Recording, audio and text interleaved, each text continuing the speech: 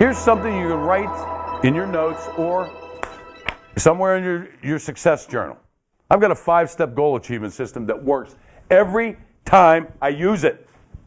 Every time I use it. Now, if you got a system that works every time you use it, consider mine, but use yours. And it's 5 steps. The first thing is, and this will give you some ideas too, about what to put in your journal. Thanks, John. Another softball, huh, dude? Wait, you think I'm screwing up and I need a lot of help? Is that it? Yeah, I got you, John. 1, dream it up. Yeah, and I talk funny sometimes, but that's okay. Dream it up. 2, write it down.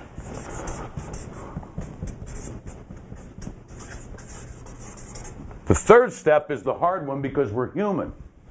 Believe. And there are ways to create belief, like affirmations or looking at your goals, keeping positive things in your face that help you believe better. I before E except after C, right? Okay. Act. There are a lot of people that go to every self-improvement class known to the universe and never take any action. You've probably met people like that, right?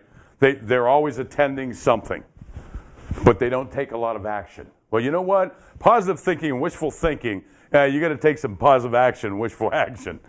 Okay? And then, because too many people get locked into a plan that's not working, adjust. As you get feedback on whether your plans and your plan is working, you need to make adjustments. Gee, you can't just go faster, go harder. Because, for example, let's say your plan was to get to the shore, Cape May, and you go west toward the Pacific.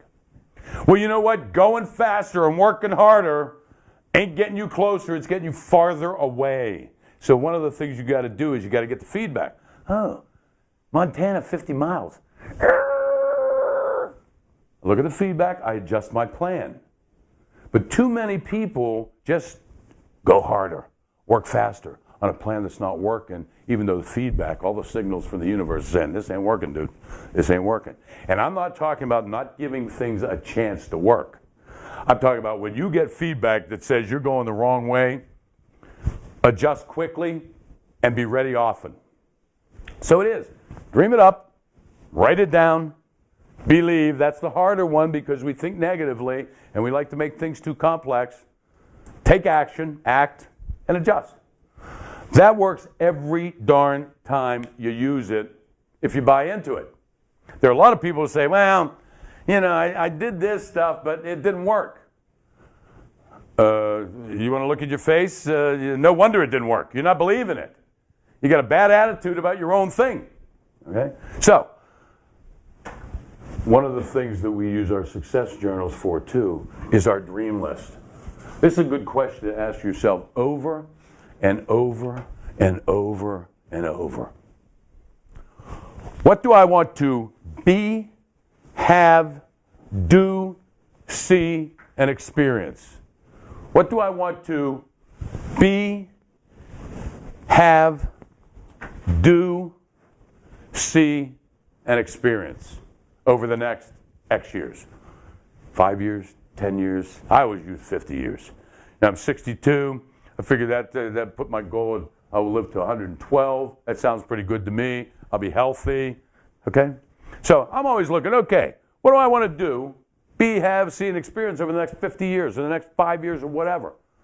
That's how when you dream, you know, it's kind of like when you're a kid and you're making snow angels and you're looking up the sky and you're figuring out that cloud means this and he's a cowboy and that's a lance and he's coming after him and that's a fish. You know, we learned how to do that when we were kids, how to dream, big dreams. We got talked out of it once we went to school. Daydreaming, not paying attention to the teacher, that was a bad thing. You were coached out of dreaming. There's a reason to dream, and we've lost the ability in a lot of cases to dream. So one of the things that I do is dream it up. And you ask questions like, what do I want to be, do, have, see, and experience over the next 50 years? Gee, I want a new baseball glove. I want to take my company to $30 million. I want to write a book. I want to buy a 2001 Eldorado Cadillac that's black and gold. I want it, whatever it is.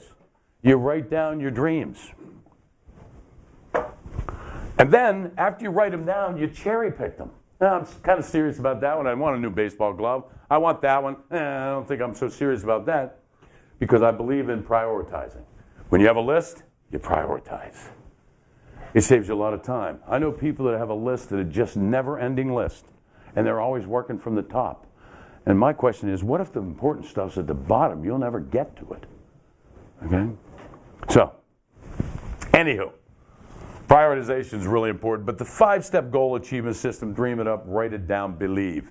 And there are a lot of different ways to create belief where there is none. Because a lot of people think, well, you know, I don't know, I don't believe it. Okay, well, here's how you create belief. First of all, affirmations. You write your goals in the form of affirmation, and you start talking to yourself differently.